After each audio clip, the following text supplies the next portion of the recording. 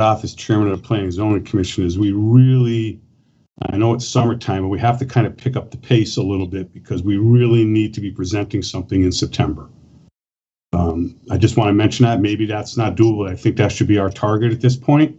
Should be, yeah. We really need to just pick up the pace a little bit. I think that was the goal, Lou, anyway. Yeah, I just wanted to emphasize that. Yeah. Oh, somebody's coming in. I heard. Waiting in lobby. I don't know. It's just a number, so I don't know who that is.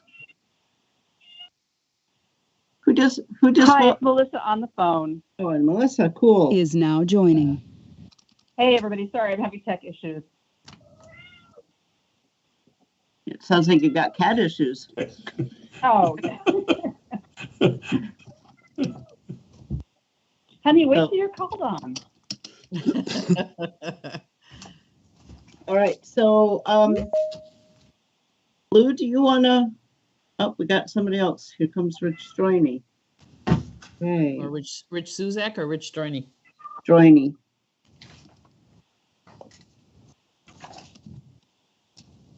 Hello. Sorry I'm late. Hi, Rich. Happy Wednesday. Happy Wednesday to you too. Lou, do you want to start or? Well, or sure, Don, do you want to do any precursor? I really don't. At the end of the day, I'm looking for feedback. To be honest with you guys, I've felt throughout much of this process, the thing I've received the least is feedback. So at times I really feel like I'm kind of going at things blind. So with that said, I'll just say one thing. I've already put in the layout. I've already put in the colors. I've already changed the footer reference. If you guys do remember, the prior draft was in portrait, and I got yelled at for it being too verbagey. So I went to the landscape format with intent of trying to make it breathe a bit and so forth, but I guess that didn't work. So I've already made those comments. What I'm really looking for is critical comments on things that you don't like and substantive comments on strategies, policies, things moving forward. So I'll shut up there and let you guys talk, and I'll be taking lots of notes. All right, so why don't I start off with the document that Karan passed on to us. I don't know if I'm not sure who got that. Karan couldn't be with us, Matradar, tonight. It came in after 5, so yeah, I don't think anybody got it. So if you guys don't mind, I'll be Karan for a couple of minutes and just read some of the things he sent us, if that's okay. You want me to try to share it, Lou? Yeah, if you can. Let's see.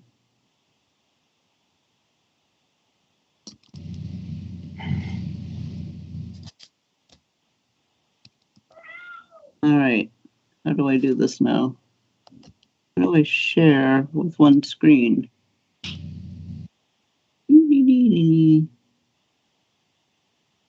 I need to get back into this.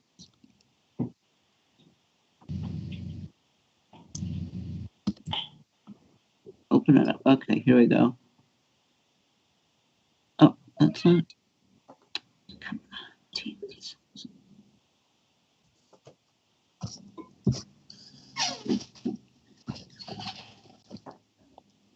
I can't share. That's okay. That's okay, Lori. There's only a couple of things here. All right. So, you can start. I'm going to still try to share. Okay. So one of the things he mentioned, I think Don's already alluded to at the bottom, the East Hartford, he's already mentioned he's changed that. Yeah, I think we all noticed that. Yeah. He mentions in introduction, step 5, implementation plan of action. Let the town council initiate a plan, budget dollars, maybe a development director to track more business industry. And I'm going to skip down to his third bullet he mentioned. Create a staff position to communicate with existing businesses for support and retention, which I'm not sure if we exactly have that today. In my day, years ago, we had an economic development officer, John Warren. I don't believe that position is being taken up by anyone, Lori. I don't believe. I'm not sure Nelson's really doing that or not. Nelson So- is doing community and economic development, but not necessarily like that. He's Okay. doing more grant programs and administration of Okay. that sort, but that could morph very easily. So Karan would like, and I'm going to tag on with him. I think we should try to address that somewhere because we have been lacking that for the last 14, 16 years. That position was full-time position by someone who was strictly here to address economic development with our small and large businesses. He also mentions he would like to see us be able to promote and designate Route 5 corridor along I-91 as an industrial business and multifamily development area, build, improve the infrastructure. I think that's kind of alluded to, Don, in a couple of sections. I don't know if it's exactly spelled out, identifying that exactly corridor. And I'm not sure what Karan means by the length of that corridor, but he, wanted to chat about that. He also mentions develop a quality-based ranking of wetlands for approval of developments, even a green bank. And I think you kind of allude to that in the conservation area. I believe we've already alluded to that. Right, Karen? I think that's Oh, in. wetlands, yes. Yeah. I think there's something in there about wetlands, yep. Yep. And rating them. So Promote we really rental. need, Oh, sorry. Go ahead. no, go ahead. Promote rental residential unit construction to attract younger population. I think Don is trying to address that in that residential unit section already, so we'll probably get to that later. And then he had a last thing, promote recreational use of the Connecticut River at a higher intensity. Examples of, long-range boat marina, restaurants, walking trails. So again, I think some of this is alluded to already in the POCD we're working on. So he wanted me just to bring those up for everybody for consideration. Comments? Yeah, I Many think the are. Just quick. Go ahead. Go Just ahead, quickly, Don. I think many are implied, as you said, or mentioned. I can definitely go through and call them out in more specific ways. So I think that, at least in my opinion, the only one I actually couldn't really maybe see here is in our economic development section. We might want to allude to the fact that being gentle about it, I guess, about not having a full-time economic development officer that's devoted to working with businesses to attract businesses and to keep businesses and to handle their complaints on a day-to-day level. But Don, Jordan, question around what Lewis is talking about here. How specific do we want to be in this versus leaving some ambiguity room so that what comes up can fit in, right? Because if you get too specific, you kind of tie yourself down. Yep. Too general, it's just not helpful. Where's that right balance? well, I think one is you have to recognize that the plan's non-binding. So, by putting something in the plan, you're not bound to it. It informs and it provides, guidance, but it doesn't bind you. So if you put in something very specific, like hire an economic development coordinator, let's say, that doesn't mean you have to hire an economic development coordinator. So that's where, I think one is you should be realistic. If you truly think you need an economic development coordinator, then I think you should mention it within the plan. If you think it's something you should just say because you want to say it, then I'd say don't say it. And if you think there's no chance in hell of it ever happening, even though you want it, I would tread lightly on it, just in the sense. One of my issues with your prior plan, and I think we discussed this early on, was it was a laundry list of 1,000 things you wanted. And in some ways it was unruly and unmanageable. I tried to take an approach to get you, a half dozen to a dozen items in each category that are, feasible, that you could actually, do and accomplish. So that's my thoughts there. Okay, Yeah, this fair is enough. Melissa. I Thank you. think I Yeah. could actually piggyback and say that if this is a 10-year plan and it wants to look at strategies, a strategy might be increased investment in economic development around priority industry clusters and corridors, identify, possible corridors for consideration, and put, through such means as expanding staffing, et cetera.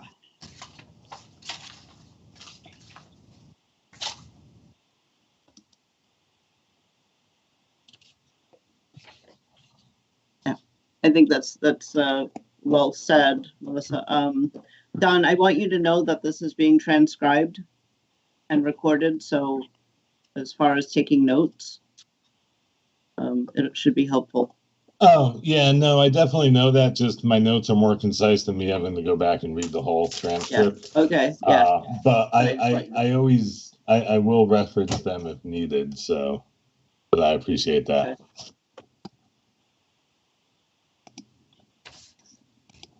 So Lou, do you want to start with your comments? Just because you're in my top left-hand corner, so. For sure. A question I have for Don. Don, now I read through the whole draft document again, and I got my yellow highlights. So when you put the things together and bulletize them together, did you prioritize them in any order, or is that just randomly done? No, and that's, to be honest with you, that's kind of my intent of the bullets, is to not number things and kind of assign priorities. Okay. But to leave flexibility there, you guys may view something as a low-hanging fruit, even though maybe wouldn't be a top priority, but it's easy to pick off, or maybe an opportunity arises. So that's why I prefer the bullets. Okay. That being said, if you want numbers and priorities, we can do them. I don't. I just asked that question because I don't, be honest with you, I don't want to prioritize things. But that is a good question, because in many, and I'm going to say most POCDs, during, when you list all the implementation strategies, they are typically prioritized. Do we want that or do we not? Yeah, because I just think by nature they're prioritized. I'll give you an example. When I was reading just through the introduction, why we plan, in which I thought was put together very well done. Thank you. And then, of course, there's a variety of non-prioritized bullets in here. But I can assure you that there is going to be some people on the planning and zoning and town council that are going to think that those are, even though they're not numbered, prioritized, that those are prioritized. Just knowing the makeup of the personnel. So I don't have a problem the way they are. I just wanted to make that point. One other thing about maybe possibly numbering them or whatever too is that when people come before the boards, they say it meets the plan of conservation and development, or it doesn't meet the plan of conservation development, specifically, page or section such and such, item such and such. So it's harder if there's no section numbers, or you got a page number maybe that you can reference, but it's not a specific thing, and I don't know if that matters as much. But the people who are presenting are always saying it meets these items in the it's in compliance with your plan of conservation and development, specifically blah blah blah blah blah. And when conservation comments, a lot of times we refer to a specific point in the plan. So it would be easier if there was some kind of, numbering system, and not ranking, just identification of the goals or the strategies. I don't know, Lori, what do you Maybe think about alphabetical and not numerical? that? Like sub A, I don't know. Like, lowercase a, b, c. yeah, something like that you can refer to. The natural resource section might be section 6 or 8 or whatever. I don't have it in front of me right now, but and then 6 or 8 B3 or something, so some way of identifying it. But Georgie, I think we agreed no Roman numerals. piggyback off what Lou said about the bullet points real quick? Yep. Is there going to be more context added, or is it just going to be the way it is now? It depends. I'd say it can go either way. Some things may still need to be fleshed out from my perspective. Some things I don't think need to be fleshed out further, but I'm open to suggestions and all that. I do think, like, I'm trying to think from the public perspective as well. Like, wearing the multiple hats that planners tend to do. I feel like we have a lot of bullet points, maybe more than we need, and maybe some that could use some explanation, and others, like you said, perfectly fine the way they are.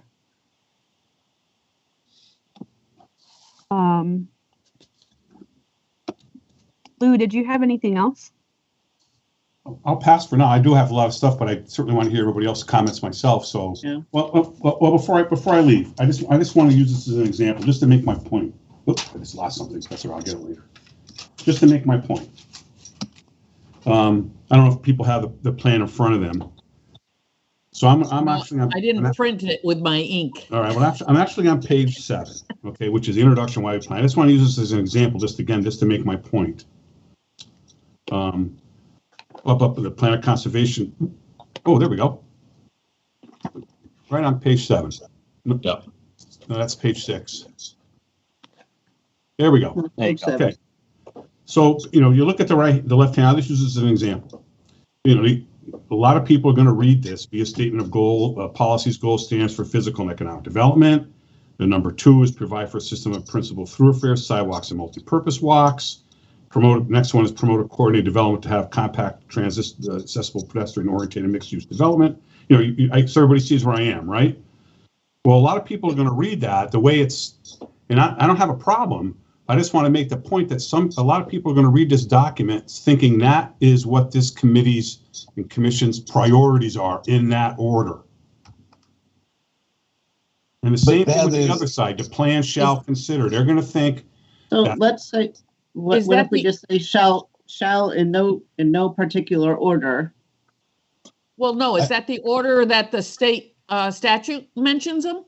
Yeah, I mean, essentially, this has taken the state statutory language and turned it into bullets so that it actually reads easier, rather than one long continued, single sentence over 4 pages. Okay. I mean, as the statute reads. Okay. That's kind of how I took it. Yeah. Okay. That's fine. On page 7, just a suggestion. Would you guys agree with me if it would be better to start the POCD on page 7? I kind of feel like we have a lot of content dedicated to the planning process. And I think we could get rid of some of those extra pages. Then we have a lot of repetitive information, I feel, about the planning process and the POCD. Are you thinking maybe put a lot of this in an appendix or something? Yeah, like maybe just like the pages 5, 6. I think that if we just started like the plan of the POCD, what is the POCD? Because like when you open the book and it starts on planning, that's important, of course. But I feel like when we start our book, it should be about the POCD. What is the POCD? Why this is significant? And then maybe talk about the planning process and how it revolves around this. But this is Melissa jumping into, because I want to agree that we can cut a lot of that. And I have been, for some reason, falling into a bunch of situations where I'm being the merciless editor and taking 20 to 30% out of somebody's thing and having them not hate me, which is great. But I think there's a way to super streamline that. And to take where there is the language, what's in the POCD, just make a very gently annotated table of contents with phrases to describe it. And then, 1 page, why plan, what is the plan, really, really tight. And then here's the plan. But isn't that, and Dawn, you can help us out here because I know this is just a placeholder, but the executive summary is designed to give that 40,000 foot overview of what this is. Right, and then you go into the detail. Yeah, so And I'm I mean, not disagreeing that maybe we need to put some of that other stuff into an appendix type of thing. But like, would we even need the executive summary if we just started on page 7? I tend to agree that, and I've even told Don this, that I think that a lot of the background and the directional pages really should be at the end as information that if somebody wants it or needs that background, that might be good. Because to me, my philosophy is, Ziggy? Sorry, he's playing with his duck. I think the only people that look at the plan of conservation and development are staff, commission members, and developers. I don't necessarily think that 98%, and I'm being conservative, actually look at the plan and want to understand it. Can I I chime think in on that that? I think that we need to have that information in there for those that want it, but I don't think it necessarily needs to be the initial meat of it. That's so I'm just going to throw this out. Hey, I'm willing to do whatever you guys want me to do. So if you want this introductory section to go into an appendix, that's perfectly fine. That being said, my perspective is, most people don't know what planning is. So why not tell them before they even start looking at POCD, which they don't know what a POCD is. B, That's the why- bulleting out of all the aspects of 8-23 is really about kind of a user issue that I have when I'm researching a POCD. And when I'm researching a project on a developer side and I go to a POCD and it gives me an abbreviated 8-23 and it's left out the need for affordable housing in that section, then I end up feeling like I'm dealing with a community that has decided the need for affordable housing being mentioned is not worthy of their plan and doesn't need to be mentioned as a goal. So I see absence of stuff when I go through and see an abbreviated summary of 8-23. I notice more of what's missing than what's included. Therefore, when I'm writing this and pulling this together, I don't want to be the one cherry picking what's actually important or not important. I'd rather provide it all. If you don't want to read it, then skip to the next page and the next and the next. That's Don, just my perspective. Honestly, editorially, there's a way to say everything that's needed, but just super, super tighter. I would be willing to help do like a few demonstration pages and see if folks like it. That's why I think that having the POCD part first, then talk about the significance of planning would make more sense. I mean, it's up to you guys, of course. And then on page 9, could we add those chapter descriptions into the actual table of content and then just get rid of this page altogether? Yeah, I kind of like that idea. Because when you open the original POCD, when I open it, I look at what the content is for the chapter. Because if it just says like sustainable, resilient Enfield, the next one says future land use plan. Okay, what's in that chapter besides? So you're just saying the chapter number and the topic and just a simple. Yeah, maybe adding that little synopsis part on page 9 of the document might be a little bit more better, like going forward, especially for those public people who don't deal with POCDs and don't read a lot of text or anything like that. Yeah, I think going first would be beneficial. And I'll send you like all my options and ideas to everyone so you guys can see them. And just a curious question, Don. Yeah. The Goldman and York logo, is that gonna like? All that stuff's just here now because I'm working on it. That stuff doesn't remain. I was just like, you have your logos twice on each page. Yeah. It's Cool. just standard layout we do on all of our reports. Even the copyright standard on all of our reports. But That's not unusual. it will all come away in the final. So I figured. I was just curious. So I think maybe we should let Lou finish and then we can move on. Don, what do you think? Should we, like, if we all have comments on one issue, or do you want to hear everybody's comments? I think it flows best if each person kind of goes through and expresses their comments. If there's That's kind something of what I really was pressing thinking. that someone wants to add at a given moment, that's fine. But Okay. Lou, do you want to finish up then? Yeah, I'm going through my notes as we're speaking here. Basically, what I did is I highlight stuff that I found very interesting, to be quite honest with you. Not that I had any real complaints or suggestions. I just want to make sure I'm not losing anything here. Give me a second. I'm almost done. Yep. One of the things I just wanted to again ask, I only have like 2 or 3 things and I'm done.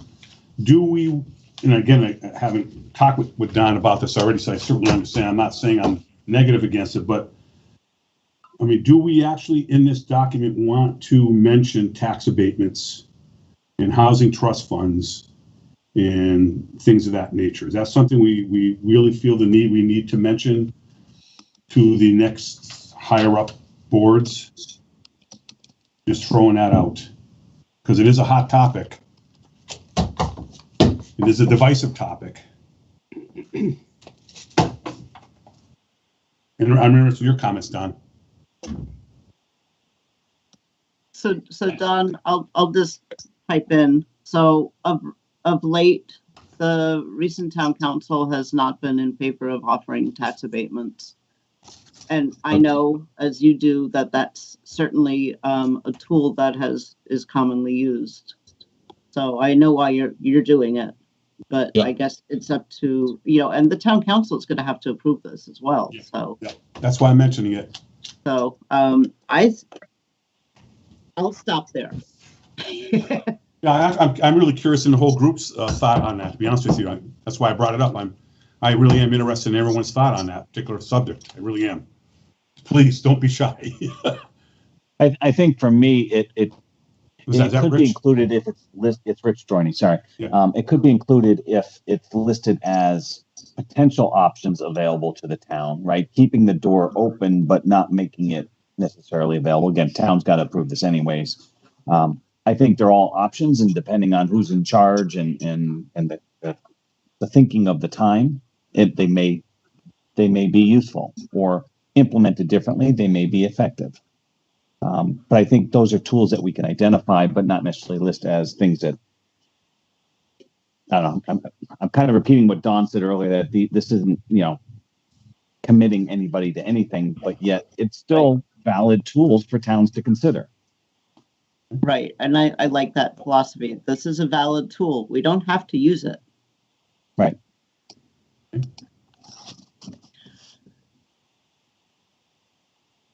Thank you, Rich. No one else wants to add? I'm thinking just because the current administration doesn't necessarily want to do tax abatements doesn't mean it's not a tool that couldn't be used in the future. I think whatever is available, grants and things like that are suggested, the community development grants that they give to homeowners, that program that, I think that should almost be stepped up, because if you realize the building that burned on Lincoln Street the other day, you're going to realize you look at the layers in that house and how many times contractors just kept covering things up. And, that was one of the buildings I was looking at but it was just much too big, and it looked like it was added on and changed and added on.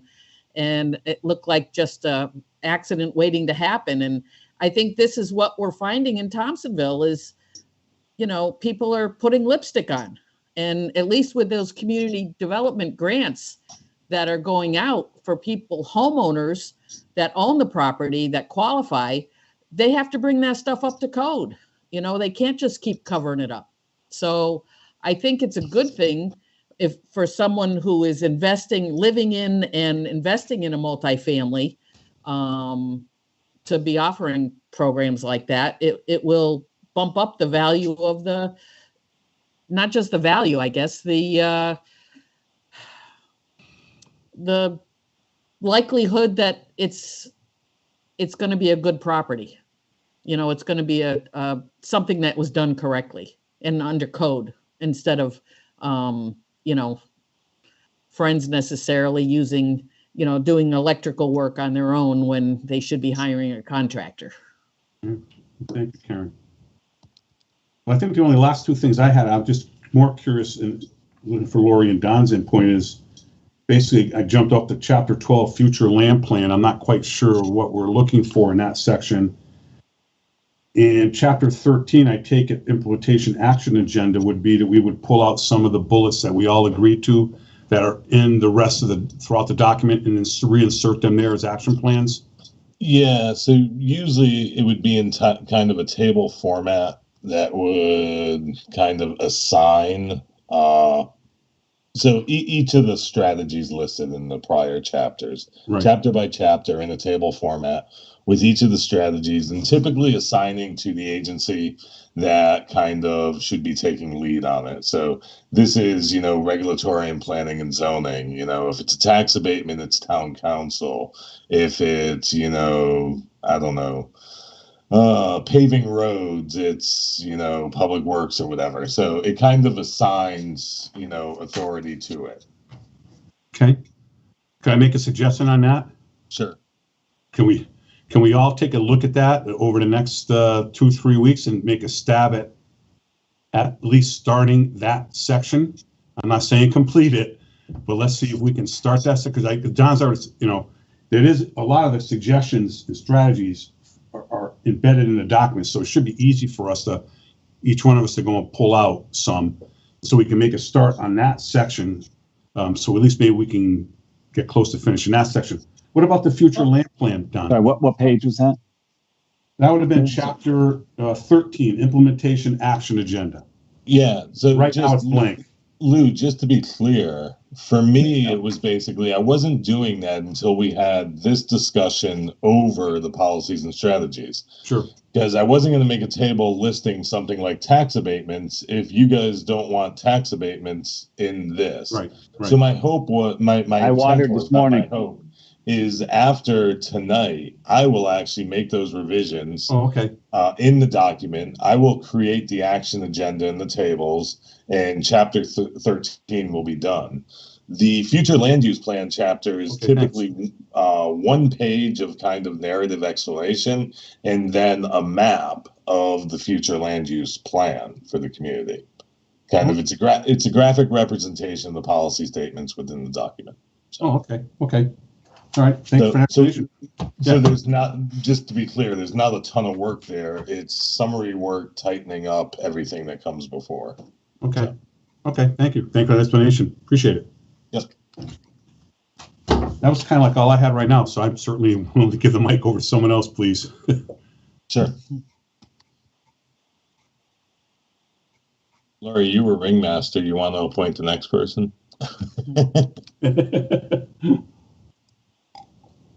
You're muted. Lori's muted. Yeah, while Lori's finding the mute button, I'll say that my notes are written out. I'm a print it out, write it out kind of guy, but they're on my desk at work. So I'm going to owe you that, Dawn, with some of the comments. If you could scan them and email them or photograph them and email them, whatever Okay. you want, that works for me. I'll do that. Perfect. Thank you. Karen, do you want to go next? Just because you're Um, next on my screen. let me black out first. I honestly did not read the whole thing. Okay. I did concentrate on the natural resource protection, land conservation area. And, you know, I'm concerned with the numbers that we're quoting. You know, 722 acres of 14% of the wetlands and water courses in Enfield fall within protected open spaces. You know, it'd be nice. I want to feel good about those numbers. I hope we're not taking them from an old one that hasn't been updated since, because I know the GIS hasn't been updated a lot in a long time. So I want to make sure that all these statistics are current numbers, and we should really try hard to to get those correct. You know, there were a few typos and things like that. Tell me about those. The typos? Yeah. Oh, I didn't highlight them all. Did you get the typo about the single detached housing? How one page mentions 71% and another chapter mentions 72.2%? I think I'll find that. It may not be an identical reference, but I'll take a look at that. I forgot what page. I have it written down somewhere. Yeah. Page 30 in that natural resource section. Page 30, the under the inland wetlands, the second paragraph near the end, the last sentence actually it is, talks about specific levees and streams. I'm sure it's supposed to be rivers. Yep. Yeah, I'm not worried about typos here, guys. Well, that's what I thought too. So I didn't content. Yeah, I didn't concentrate on those. I didn't concentrate on those either. So when Lori asked, I said, okay, I'll see what I have. Those are easy. I need substantive direction from you guys. The page 37, if we could go to that. We're talking about development in sensitive areas, floodplains, aquifers, wetlands, and then you talk about natural features and habitats that are sensitive and need to be considered. So you're talking about the natural diversity database. Yeah. And then you go into strategies for improvement, and then you talk about stormwater. Are you talking about stormwater requirements in, because you already had an area on stormwater, why isn't it there? Under that area. It's like in the wrong place, I think, unless you're summarizing, because it seems like after each one you have a strategy, like aquifer protection, you have strategies, and then stormwater, you don't really have any strategies, but then you go on to page 37 and talk about the natural diversity database, and then you talk about strategies. So I would think those strategies should be development in sensitive areas, but maybe I'm wrong. Okay, I'm just looking. Give me a moment. Yeah. If you go back like 2 pages from where we are there. Yeah, just give me a moment. Okay. I'm looking at my own document, not what's All right. on their screen.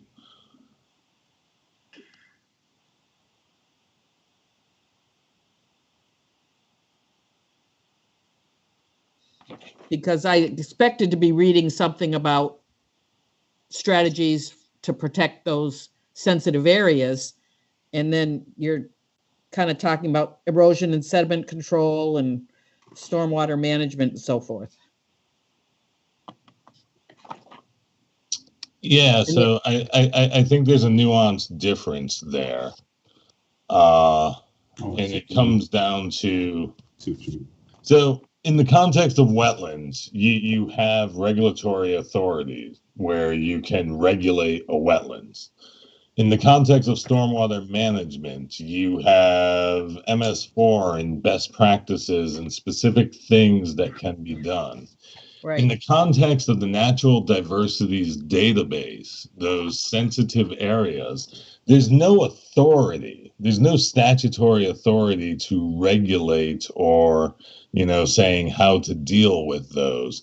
So it's more of, it's awareness, it's public education, it's, it's that map being there. So when a development comes in and you see that the development is in an area covered by the natural diversities, hatchings, that it raises attention at planning and zoning.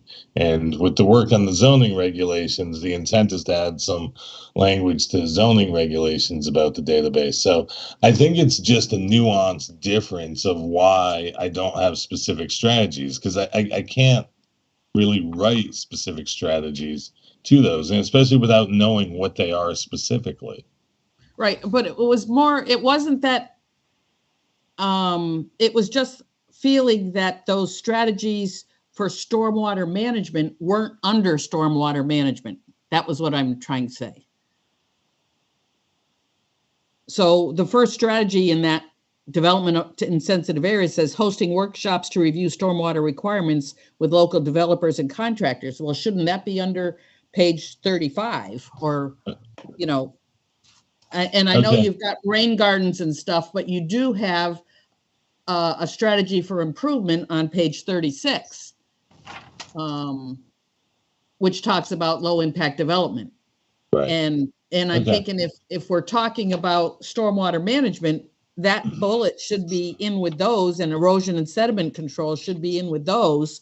Okay. And then you do have additional efforts to inform property owners, maybe about their sensitive areas under this section on page Okay. 37.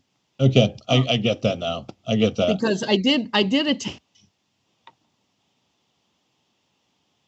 that development there in the senior center. They have that ghost dune tiger beetle in there, and I think there's they have a section set off for just that, to be left alone. And basically there's only a couple places in the state, and Enfield has, I think, a couple of them.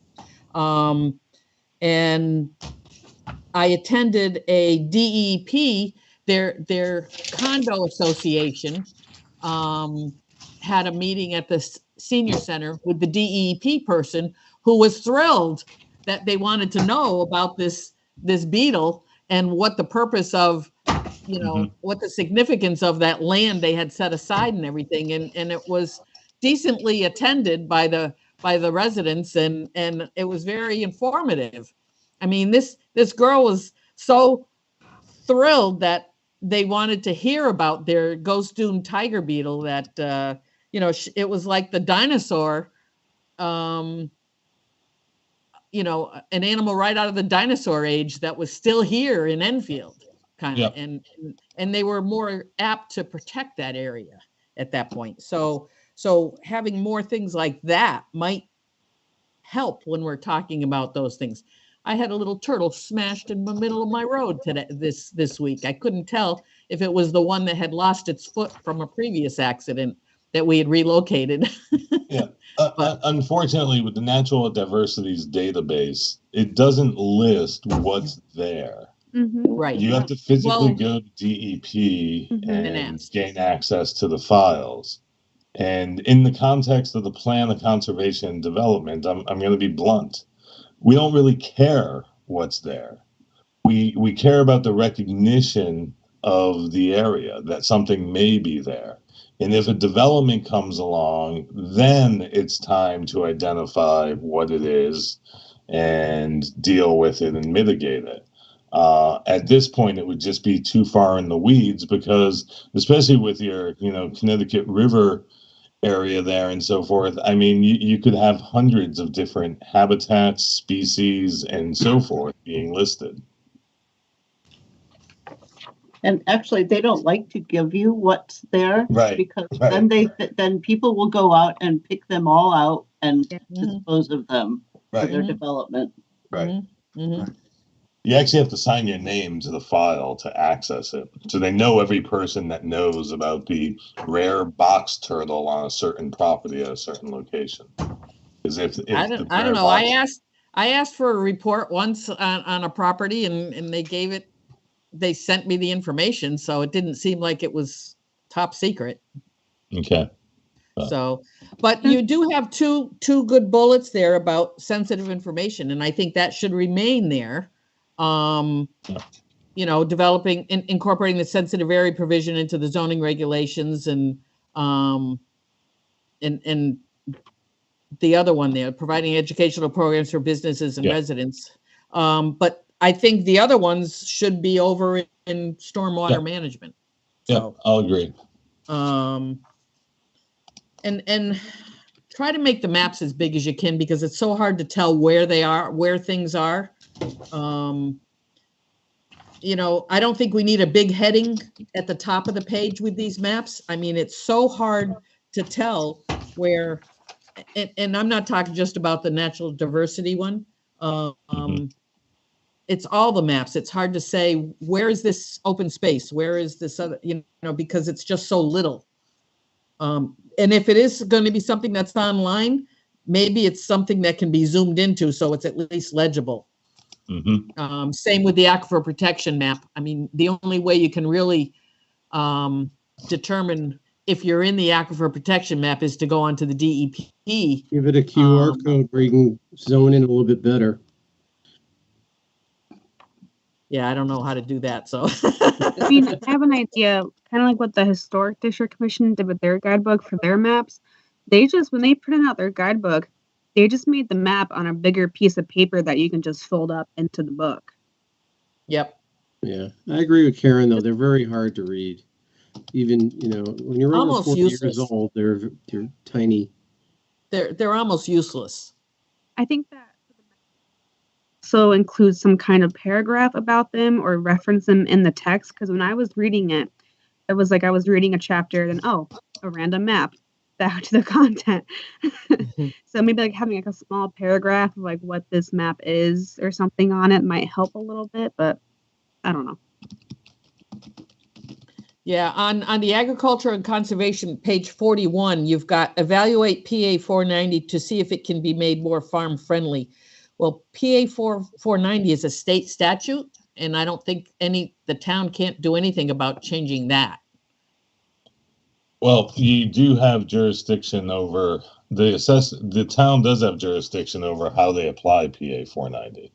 So whether it's applied to farmlands, whether it's applied to open space, whether it's applied to forest lands, some communities you only apply to certain things. I believe someone through this process mentioned that PA 490 wasn't being utilized for farmland, or that there was a very restrictive interpretation by the assessor's department on the farmland use. So that's what that statement was referencing.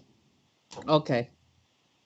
So it's get staff on the same page as the other boards and commissions. Gets what? Well, no, not necessarily. Well, here we're trying to promote farming and everything else, and open space, and the exact same thing opposite happens when they go and reevaluate.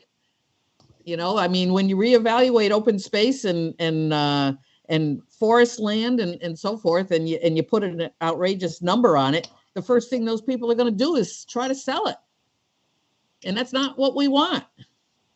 So then I don't know. But this is where then what do you want the POCD to do? What's the policy statement? For this particular evaluate the PA 490 or the whole thing? How does the POCD solve the problem of the assessor valuing farmland at a high value? What's the policy statement? If he read the POCD, he would realize we want to include Preserve farming as a viable business in town and promote it. But it's Not complex punish them. because we don't want to depress the value. We want farmers to be able to have options. And I don't know the answer, but I think Independent evaluators or assessors? No, the PA 490 sets a certain rate for farmers. If they choose to get into the program, it sets a price per acre for that farmland. But there's also different scales of farmland. There's tillable A, tillable B, C. It's used for different purposes. Based on soil type. It's not the soil type. It's the use. It's the use. And that's where I think he got himself in trouble. But anyway, it's the use of the soil, what they use it for. And plus they have, scrub land that surrounds the farm, the woodland that surrounds the farm. Just because it's not being farmed doesn't mean they still don't get a break on that land. So not all farmers will put their land in 490 because it's a program you have to commit to. Because if you get out of that program and decide to sell, then you're paying a premium on when you transfer that land. So it's a program that they choose to get into, and there are not really penalties, but extra fees if you get out too early. So, you know, it's a good program for someone who's going to farm for a long time, and many generations have been, you know, doing it. So it's just we had a problem this year. My feeling is at this point that PA 490 reference should leave the plan. That this isn't something, you know, solvable or driven by the POCD. When in doubt, leave it out. Yeah, I agree. I agree. Well, I just think PA 490 could be promoted, but I don't think evaluate is the right word. Okay. That's all. Yeah. Then I mean, we could change to promote. promote, not evaluate. Make that change. What's the I change? agree. What's the change you're going to make, Don? Just to promote PA 490. Yeah, and it doesn't for have to be farms. farm friendly. How do you just- promote PA 490? Yeah. Public engagement. Yeah, I we've had agree, seminars. though. Like, Leave it out, leave it out. In my book, there's basically, you know, 3 or 4 ways that government gets you to do things. You create laws that make it illegal and impose fines. So wear your seatbelt or you create incentives, which are, you know, tax abatements, TIF, various things. We will put a carrot in front of you to get something. Or government has the ability of doing public service and public engagement. The public service announcement, you know, click it or ticket. Well, you know, for farmers, you know, PA 490 or not, you know, whatever What you want. about to say to be. instead talking about like the farmland preservation program that we have, or the community preservation program that we have for farmland? right. And you know, we Well- had seminars on both. And we got farmers to sign up for it after we had the seminar. So I don't see what the problem is. So what are the details of those programs? So in some ways, this is the first time I'm hearing of that. Okay. And the comments that were provided from conservation and from the various entities didn't talk about those programs. So make me aware of those programs. Give me the details on those programs, Well, and there's a ton. and I'll incorporate them. There's a ton of programs. I mean, the NRCS has all kinds of programs available to farmers, and So what he's saying is if somebody's, Karen, you seem pretty well versed in this. So sometimes what we do is with the strategies or implementation is see these websites for information on how you could, promote something or implement something. So if you have those references, then that would be great. She does. And that was going to be one of my comments. When I did my POCD in East Windsor, I tried to put links to just about every strategy, just so there was some place where they could start. yeah, that's a good idea. Yep. So The thing is the way websites change. I don't know if that's helpful or not, because What this if is a you 10-year plan. use Are we going to update them? What if you type something up, like putting that type of material on the agricultural webpage for the town? yeah. Right. Or, Maybe link it. maybe to that's it. Maybe the Maybe- implementation strategy is to put that on the webpage. So what right. if Maybe link it to the agricultural website, the Agriculture Commission website, and then those bullets would be there. Yeah, and we and can they put could- them on there. That way people can click on them like, oh, the PA 490 information can be found on the agriculture webpage of the town. Right. I think that would be helpful. The same, and it might even be helpful when we're talking wetlands and stuff with their regulations. Click on it. And I mean, I find it sometimes very hard to find things on the town's website, but I tried to find Nelson a couple weeks ago on the town's website, and I couldn't find him anywhere. I had to call him when we were doing the tree thing, and it was like, where the heck is Nelson's phone number? What department is he in, and where is he? And Well, he and didn't that's- seem to be that's- anywhere. That's So- on the town to keep our websites updated, and it's one of the tasks that all the departments are getting right now, is to make Right. sure that our websites are up. So, Do you have further so yeah, comments? maybe a link, Don, back to a webpage that the town can keep updated.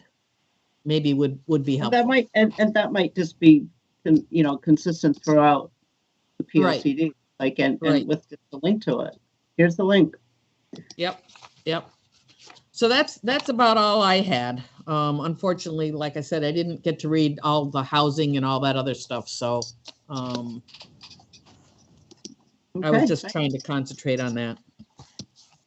Not that there isn't a lot more, but that's like you said, we don't want to crowd it with too much stuff that won't get done. Peter, do you have any comments? I do. Actually, Karen, you said you didn't get to the housing. I did to a degree.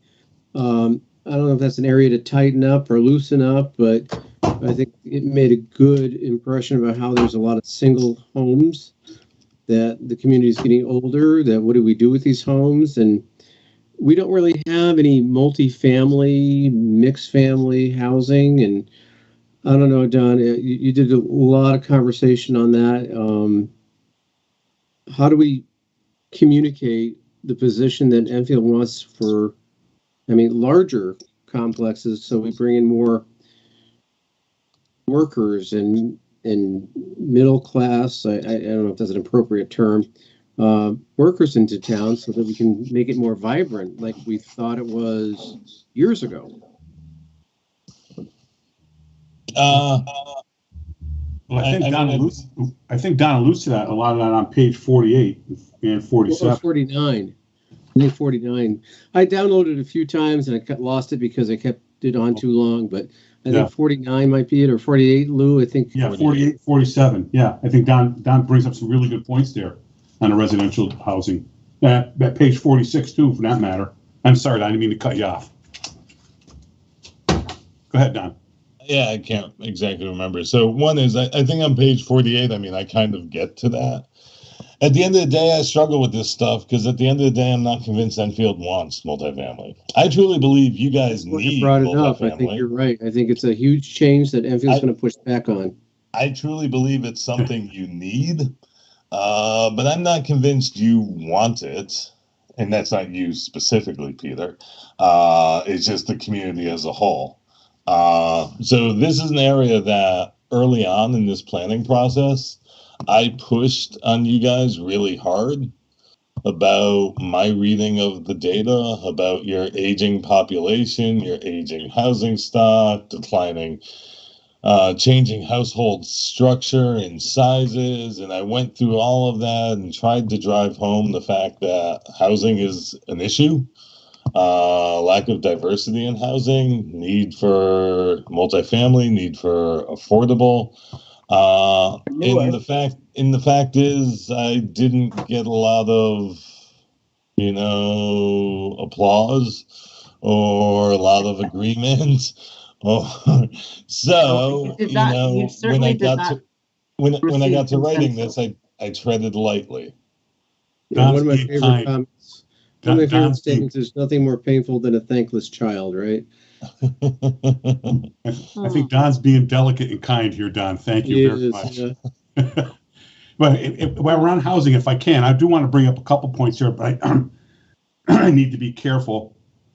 I'm going to do it as the member of the POCD, because you guys remember I also have another role, and I know this is going to be coming in front of us.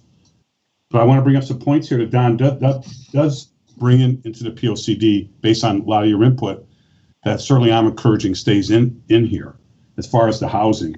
One of the bullets he has, encourage and provide for diversity of housing types, tenure and affordable to all incomes. This should include single family, missing middle and multifamily housing. Allow multifamily housing in the BR, BP, and the I-1 zoning districts. But I'm not going to read the whole paragraph. There's also about how many bedrooms, et cetera, et cetera. Allow mixed-use developments, allowing mixed-use commercial residential developments in BR and BP zoning. Create a permitting process a little bit more swift, simple, and certain. Does mention about using tax abatements to encourage housing as part of the redevelopment projects. We kind of talked about it earlier tonight. Establishing a housing trust fund, and create an inclusionary zoning provision. So I want to commend Don. I think he's included quite a bit of stuff here that potentially has a way of opening up our housing prospects here in Enfield as we move forward over the next 10 years. So I encourage everyone to read page 46, 47, and 48. Can I ask what missing middle is? Kind of anything that's not single family or multifamily. Multifamily kind of defined as 5 or more units. Actually, in my mind, multifamily is 20 or more units, but either way, it's your duplexes, it's your triplexes, it's townhouses, it's some 4 units and so forth. It's all that stuff in between. So this goes back to who the audience is for the POCD. I think, some of the people that are going to be reading this are in an area that they understand what a planning is. They understand some stuff, and that's why you got kind of hit on the appendix. But most of all, how do we get your average Enfield person to either embrace the POCD or at least pieces of it? Let them know it's even here. How do we educate them that, what I'm trying to say is just get them involved. Yeah, it's Melissa. I'd like to say also, how do we get them to buy into some of the decisions that are being made in the POCD? Yeah, we did surveys, but I mean, it's still a small population.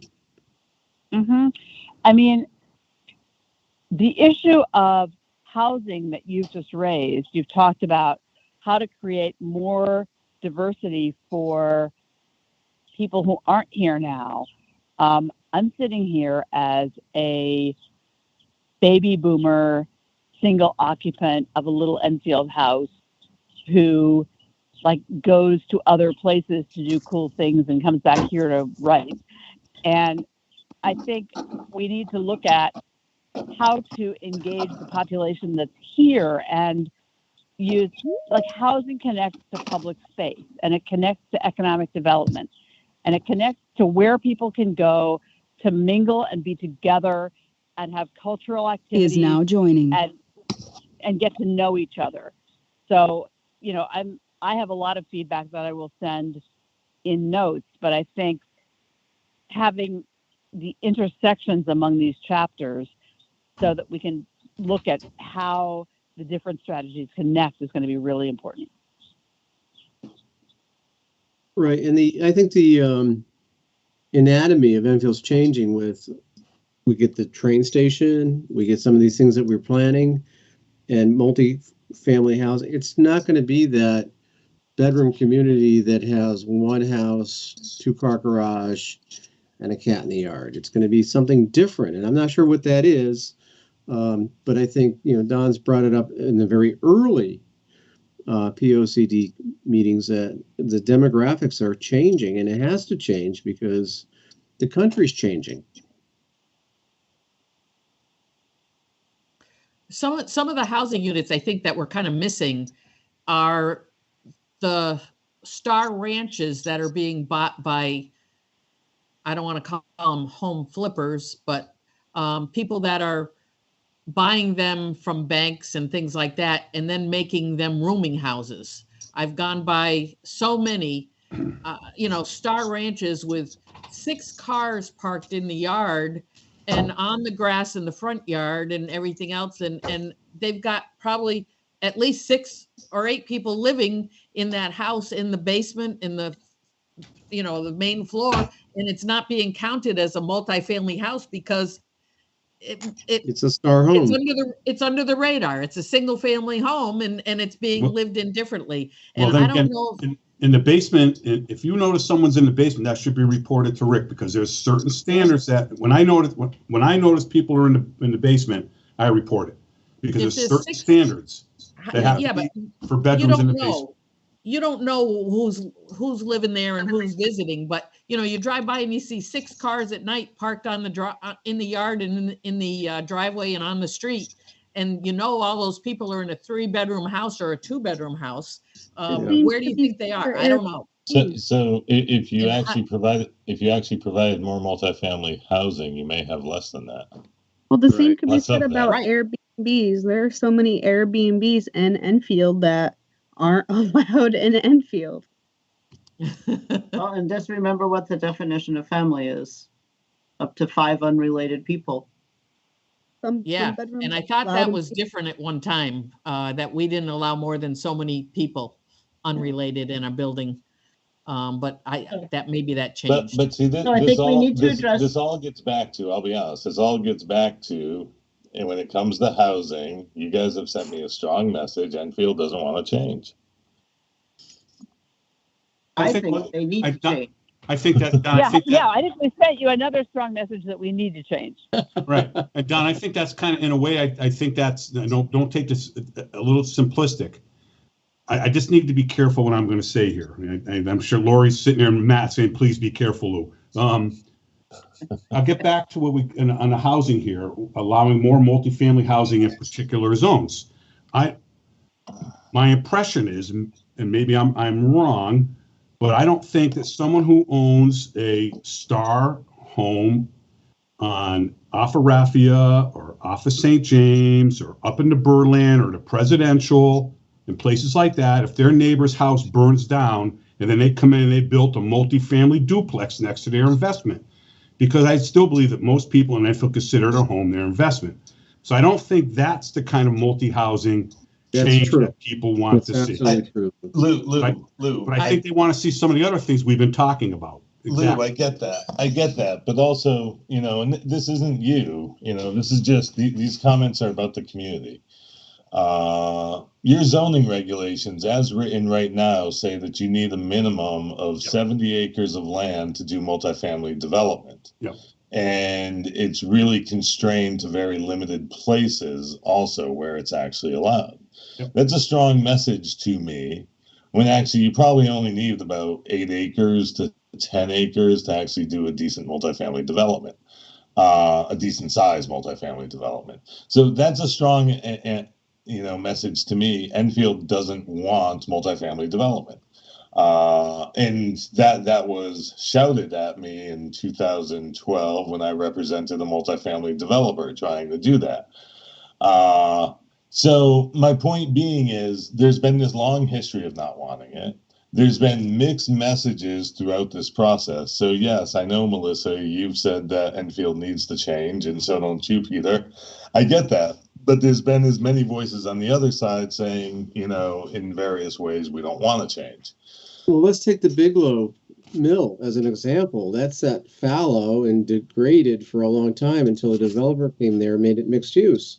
I mean, granted, it's still developing. You got the train station coming nearby, but you got nice apartments, you got a gym, you got some businesses, tennis courts.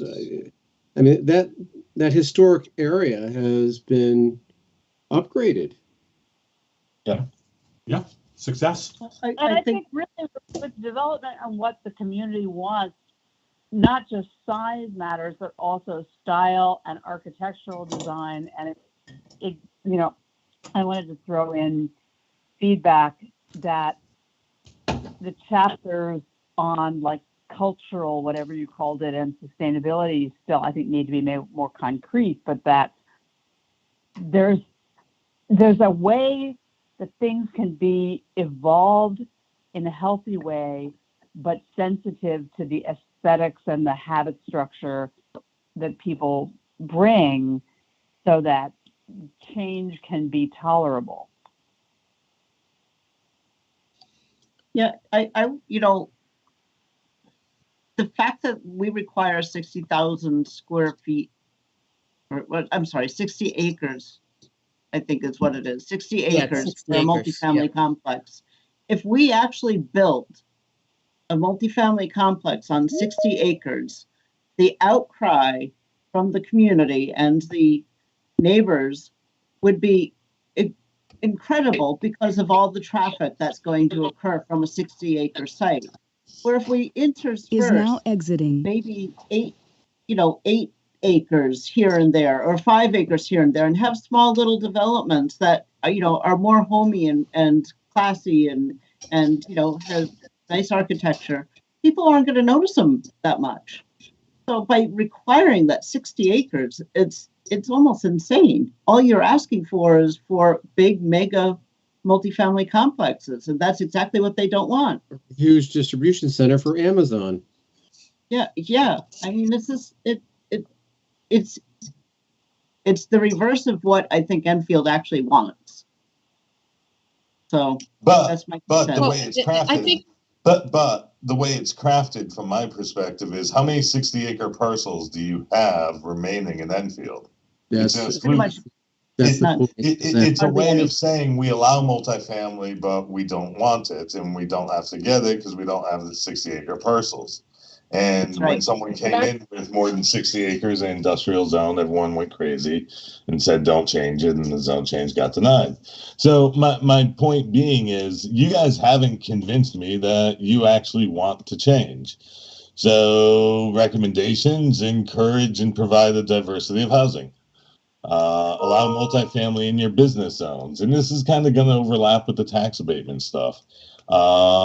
If you want to reposition the mall, the Enfield Square Mall, then it's going to need a residential component. And the fact is, when your Macy's space is 200,000 square feet and it's going to cost, $20 a square foot and $4 million just to demolish it.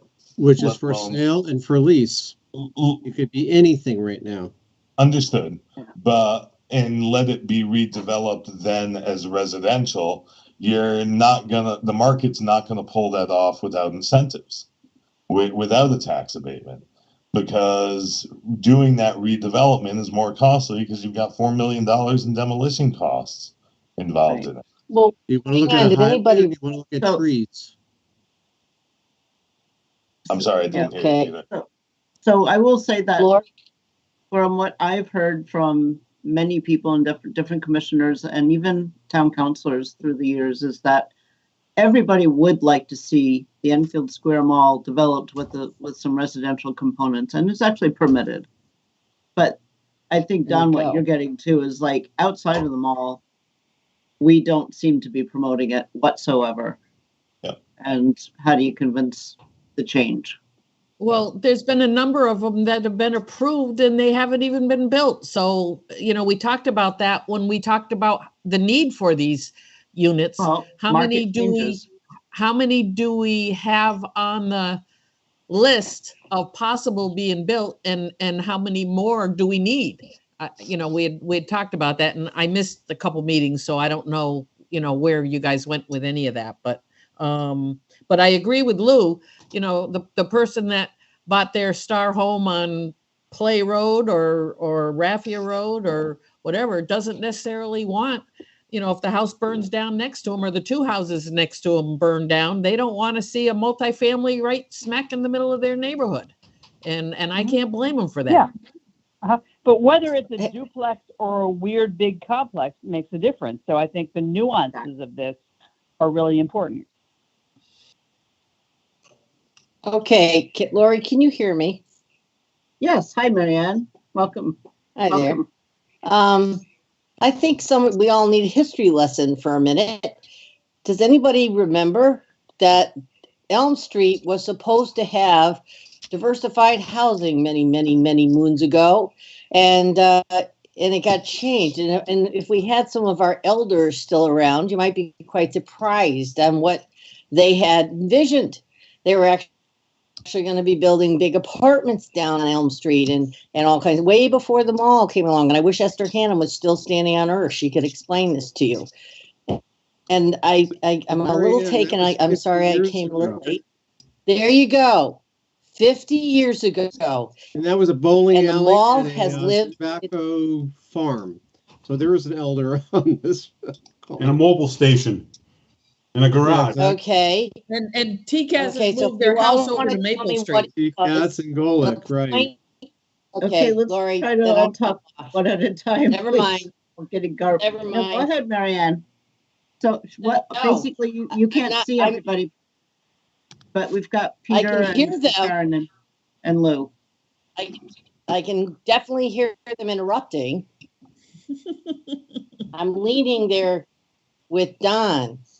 when we're sitting here talking about what Enfield will become, Enfield became something 50 years ago in a direction it came because of the mall. Yeah, I didn't grow up in Enfield. Sorry, I missed that bowling alley.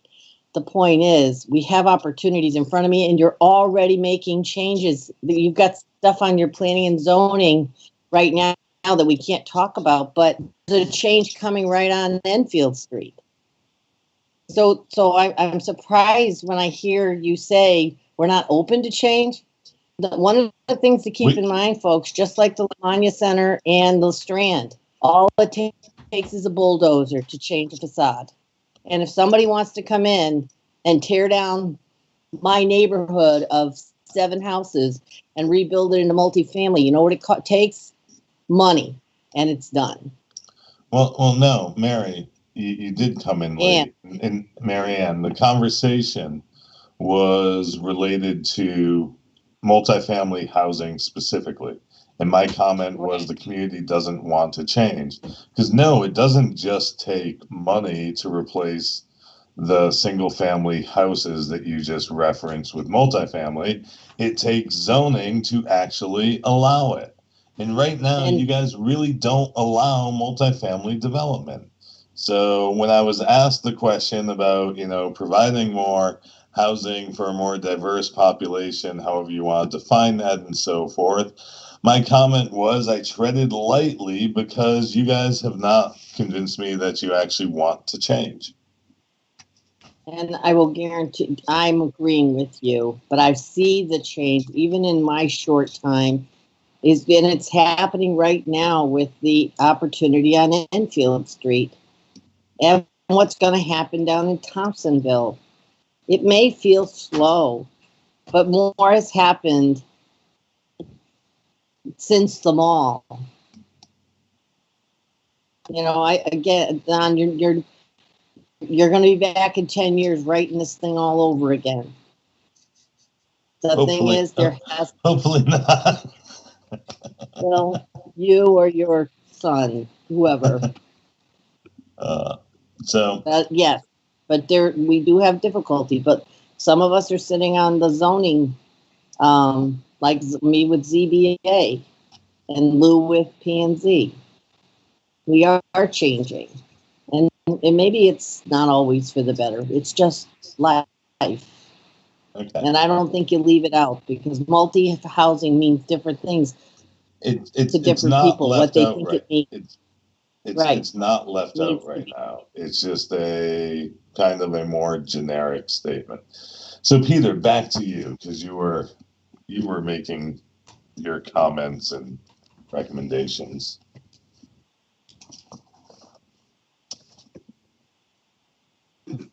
Well, I think you handled it fine. I think Enfield needs to kind of look at itself, do a survey. You're talking about how we don't want to change, keep all the single families, but those single family housings are becoming rare. Yeah, Star Homes, they got great bones. I mean, he built great houses. They may need a refresher of a roof or maybe get rid of that shag carpet, but those houses are solid. But I heard an advertisement today about timeshare in some of these houses. I mean, these are becoming condominiums, and these are like 1,200, 2,000 square foot homes. I mean, this isn't in Enfield; it was another town, but they're starting to break up these houses into condominiums. It's just absolutely crazy. So I think maybe Enfield hasn't said that they want something like on a 10-acre to do maybe more than 20 apartments, but that might be something to consider. And I think you're onto something, because think about it. If you came into my neighborhood of 7 or 8 houses and you made it a condo, what you're doing is you're taking away our maintenance issue for people who move in there and they just want to have a place to live. They just don't want to handle the maintenance of it. It's empty nesters that want to downsize, or it's a new family that wants a 2-bedroom because it's a husband and wife and they have a new baby. They're not going to stay there forever. Or it's a 1-bedroom because they have no kids and they don't want the maintenance, Mary Ann, as you mentioned. You know, they want to be able to go to The- Florida for the month of February and not have to worry about shoveling a driveway. That's something that I think Enfield needs. We don't have enough of, Well, my opinion. I agree.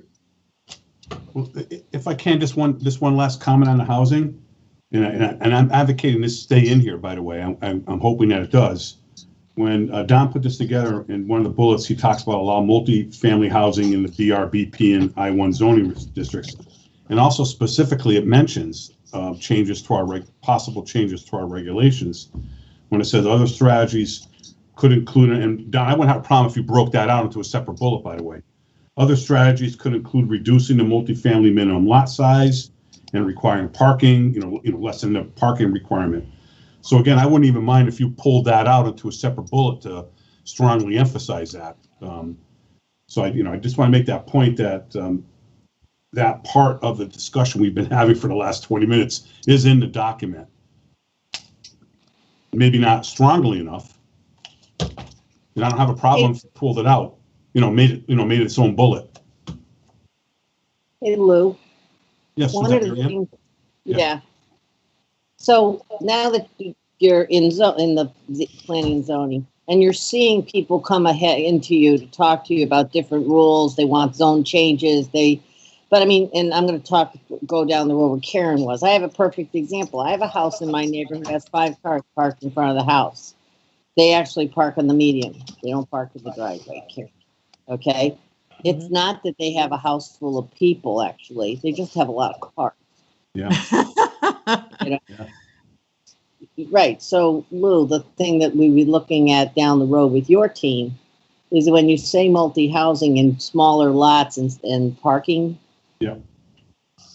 that we would have to find a way to make a rule that they have to actually park within that space. They have to get off the median and out of the road. Yes. Yes. As you know, some of the projects, I'll just mention Abbeywood as an example. There's some community parking as an example, where you have 5 or 6 units and there might be 1 or 2 car garage. There's also an area where 4 or 5 other cars can park near islands. But yeah, I agree with you, Mary Ann. We need to be looking at a lot of that, even beyond multi-housing issues. And just to let you know, Lori's going to be mad at me, but once the POC is completed, we are going to be relooking at a lot of our regulations, to be honest with you. So please don't lose this thought. Get back to me when we get to that point, Mary Ann, because definitely we can discuss it. Right, because in one of the sections back 20 years ago, we had a section on planned residential developments, and I have the only one in town behind me. Yep. And the problems with their single family homes on exclusive use areas, so they're just plopped down. But the problem we've run into with them, and I can attest to it because I live with it now, is there's a C buffer yard, and they have dropped shed. They didn't have a maintenance declaration because we made a mistake. We as the political zoning people made an error. We didn't realize it wasn't there. Right. And that's where this problem is, Don. We have that kind of housing where they could have multi-density, where a family could live closer together. We have one. I don't know if you've been out there.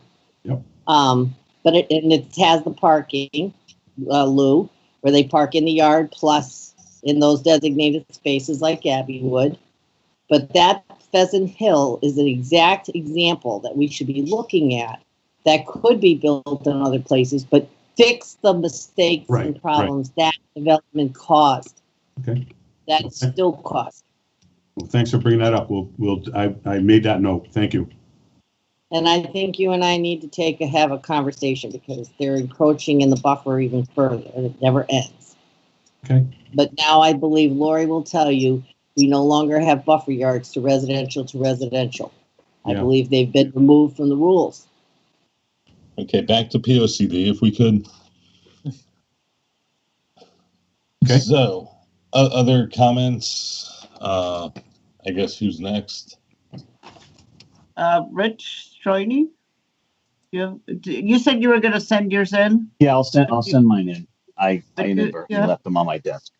Okay, do you have any just overall high-end comments? No, I added comments where I did. I can't add anything new, so I won't. Okay. Melissa? Yeah, thanks. I'm going to send mine in as well. And I basically think that some of the sections are really well written, including the natural resource stuff and the housing stuff, and that we still need to work, and I will help on sustainability and resilience and whatever was the cultural thing that you put in, which I love that you put in. And I think that connecting all of those themes to economic development and to each other is something we need to do more of. And I just have gone through one read and made a bunch of preliminary notes, but I will get you some more detailed notes on all of that in the next week. That'd be appreciated. Thank you. Thank you. I'm going to bolt. Oh, okay, bye. Hi, it's Melissa on the phone. Actually, Is now exiting. okay. Georgie and Matt, are you still on? I don't believe so. Okay. Marianne, do you have a list of or comments? Actually, I'll do the same. I'll just send them through. To be honest with you, I haven't finished reading it all. So Okay. far, so good. Well, I'll give you some of my high-end comments, Don. Sure. I think that the information is valuable and very well written. I do think that some of the background stuff might be better off not quite up front, but I understand why you've got it there. So maybe we could come to a happy medium. I think Melissa was also alluding to that, maybe paring it down a little bit for the front I mean, end. I'm fine with moving it to an appendix if you want. I have no issue with that. I would like, at least on the chapter 123, the POCD stuff, 8-23, I would like to at least keep the full language. Oh, I completely agree with that. That's kind of like a given, I think. Yeah. But I'm talking about some of the, maybe, Yep. how we plan and whatnot. But we could talk Yep. about that. Yeah. I think that there's a couple areas where, strategies and implementation was not necessarily called out. It was more in the front chapters than the last. I think the 9, where is page 9? So I see chapter 1, 2, and 3 basically as informational.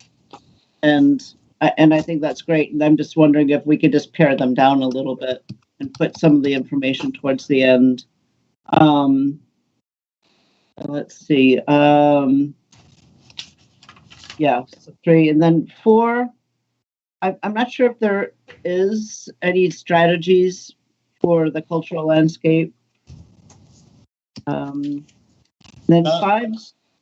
If I could just comment on that, not specifically at this point in time. Yeah, in time, I wasn't right. I wasn't really viewing that as strategies. I was kind of viewing it as laying a groundwork for maybe thinking differently about Enfield.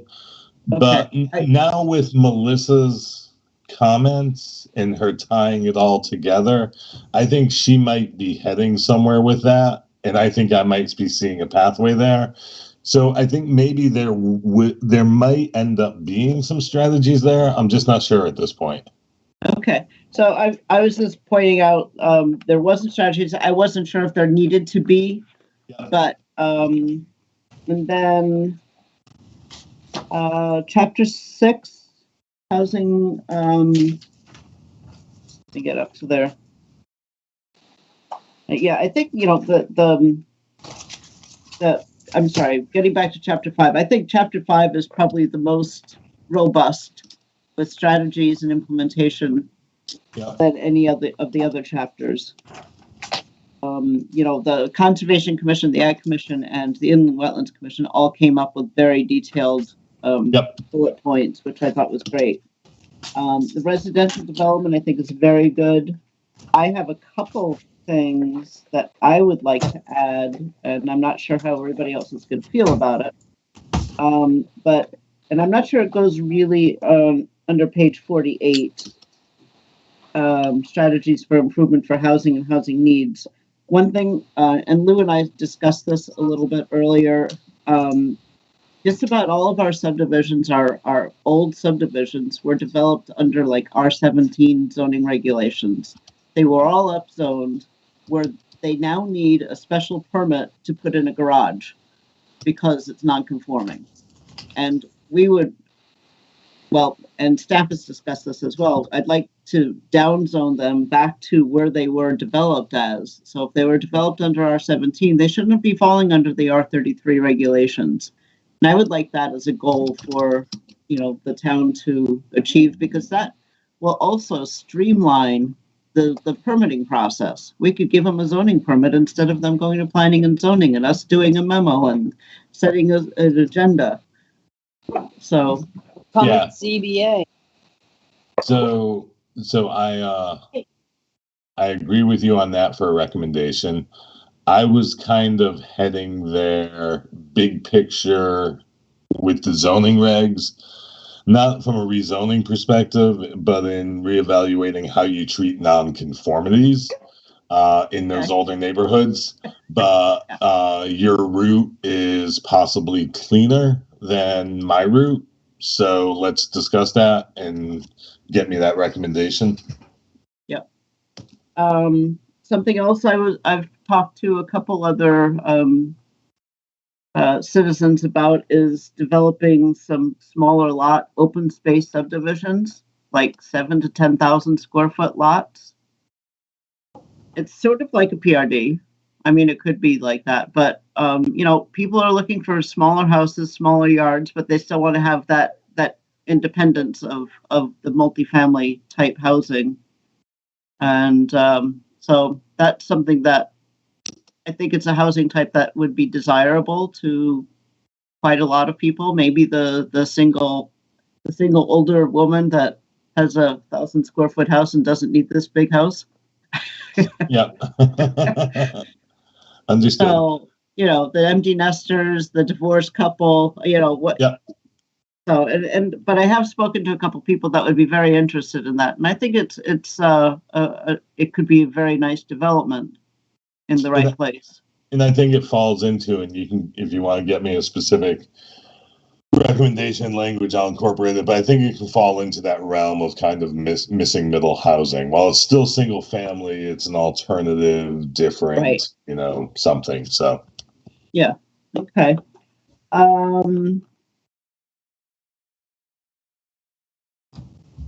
Sustainability, I agree, we need to work on that a little bit. Infrastructure, chapter 9. Commercial and industrial development also. I think we need to, I fully admit that I didn't quite get through all of the rest of the end of this, but chapter 9, I think we need to really, actually that's pretty good, but I was going to actually run this by Donald and John Cabibbo and see if they had any comments. And then the rest, Thompsonville is a whole different ballgame. We still need to work on that, and we still need to work on possible community event.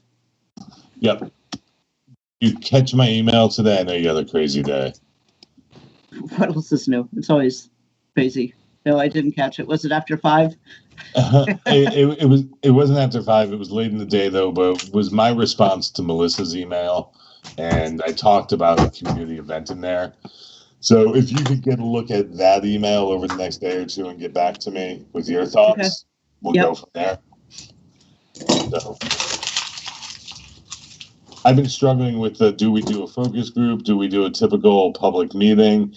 And then she came up with this. She just kind of out of the blue mentioned a kind of doing something outdoors and a walking meeting. And I think that might be really interesting. And I think we could do something around that. So see what it is. That might be interesting if we have a small group, because if we have a large group, then nobody could hear what everybody's saying. So I can manage a decent sized group on the ground.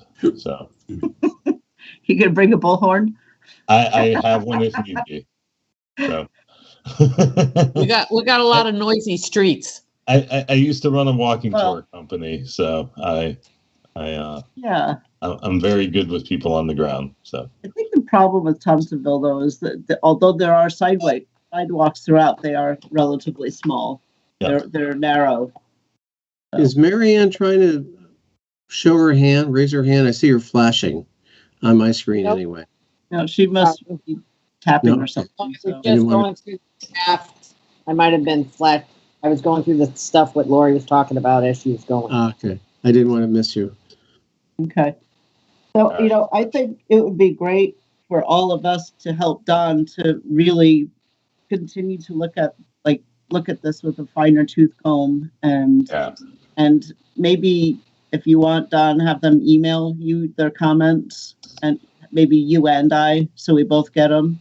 yeah, definitely. And I mean, you know what, I think that, another No- thing like in Thompsonville, I've got some comments, but I'm not going to go through them now. Things like inclusionary zoning and, reconsider parking strategies and things of that nature. okay, And so that's good. And no comment other than typos and What's our edits. next meeting? No comment is too small. So What's the if you next want to meeting? email me stuff, and if I'm sorry, anybody Karen? wants me to copy this for them, let me know. Just email me so I can be reminded, Karen. What was that? If you want me to copy this in hard copy for you, Print it? yeah. Double-sided, That's all right. in color. No, What I do is in I color. try to read it. My process is I try to read it on the screen, and then if I want to comment on it, I'll print that page out, and then I'll highlight it and do it that way. But, being a private citizen, I don't have access to that fancy software that will highlight it on a PDF file and I'm with save you, it and all Karen. that I other ended stuff. up printing the whole damn thing and. I probably wouldn't have had enough ink in all my new cartridges to do that. Yeah, 84 pages. Yeah, right. Of course, if anybody would like a hard copy of this, we will copy it for you. Thank you. Okay. You just need to ask because I'm not going to do it unless you ask. Right. So Don, are you going to have the tasks bulletized out for next meeting, or are you thinking of meeting after that? no, I think at this point, I mean, I think at this point I have some decent direction where I can start working on that. Okay. So I would expect you to have 13, I can't remember the chapter numbers off the top of my head. Yeah. But I would expect those two to be included that we're talking about. Okay, thank you. Yep. Lori, I'm just kind of concerned this group has gotten very small and these people volunteered for this commission. I don't know if you can reach out to them and try to give them a little nudge and say, look, you volunteered for this and signed up for it. You need to come to the meetings. Well, it's really hard to yell at volunteers. I know, but some of us deserve it. The other Karen, I'm thing going to have to is make it's one little so- comment. I didn't volunteer. Lori was great about recruiting me. Well, She did you a sort great of did sales job. volunteer. I'm here because she did a great job. That's So- right. That's right. So, and a lot of the people signed up with the Blast Planning and Zoning Commission, and they're no longer with the town. Mhm. Some other people that signed up afterwards are no longer in town or whatever and have resigned from this committee. So Yep, I understand unfortunately, there's just some natural attrition that's So occurring. Lori, Don, how do we help you bring this across the finish line? Right Comment. now, get me as many comments as you can.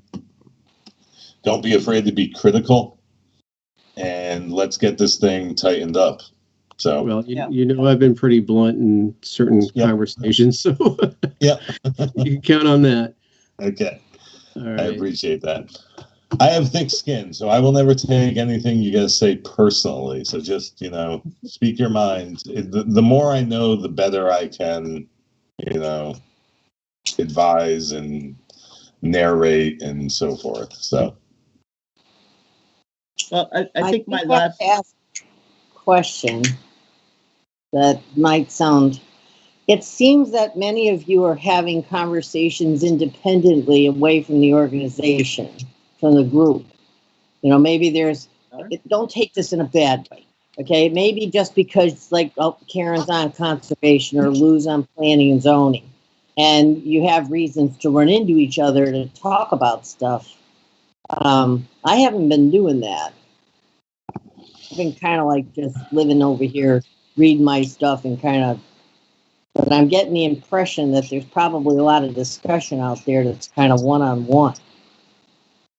You know, Marianne, I really don't think that that's necessarily true. I mean, you know, Lou and I talk about zoning issues all the time because we meet every 2 weeks. So some of this comes through, but we relay it back to everybody like I did tonight, you know, our conversation this morning about the But actually, I'm not saying it's a bad thing. I'm saying it's probably a better thing that there are smaller conversations. They are sitting having a cup of coffee and saying, gee, I just read the last 3 chapters. What did you think about it? I think I'm saying is that I feel a bit of an island because I'm just living in my own sauce. Maybe that's what it needs. It needs more personal chatter. Because sometimes when we're sitting here, Don, and don't get me wrong, I mean, you want to get to the point, but maybe there needs to be some smaller subgroups.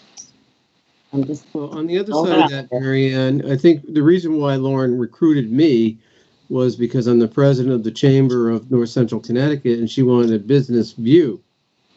And the board of directors, at least if not the entire membership, knows that I've reached out to them. Not that I'm speaking for the board directly, but I'm bringing comments that the business community may have concerns about. And I'm not going to be redundant because she's heard it, Don's heard it, the mall, blah, blah, blah. So at least that's the little conduit I'm bringing. So it's not water-cooled conversations, but I'm trying to be as open as possible to bring business comments to the POCD, however it's rated. That's all. I'm not so, Marianne, you're probably right. We probably should be having these little conversations over a cup of coffee and whatnot, but I don't think it's happening as often as you think, which is probably unfortunate. Well, I'll bet guarantee you that I don't have very much chatter with my own ZBA group. I'll bet you, they may take, so maybe I need to make more effort. Maybe I need to make my own little groups and, say, hey guys, we have a little homework here. Let's talk about this. What are you thinking? Well, that's where ideas come from. Why not? You certainly could have a conversation with your ZBA and, if you've got some goals or things that you'd like changed or whatever, you could certainly do that. I know that you guys are, as we all are concerned about the K7s. It's once again, but I don't know if that even belongs in here. Yeah, but I'm saying, so maybe the goal is that they continue to have you volunteer to go to the General Assembly and get it changed. It'll only benefit Enfield and maybe the rest of us.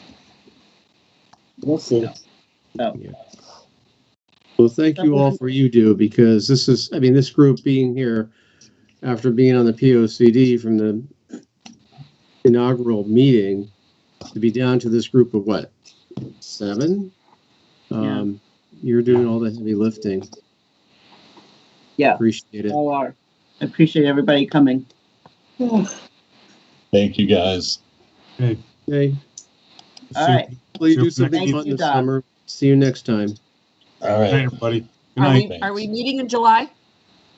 I don't see why not. Yeah. Okay. I do not want. Yep. Cheers. All right. Take care. Good night, All right, everybody. thanks. Yep.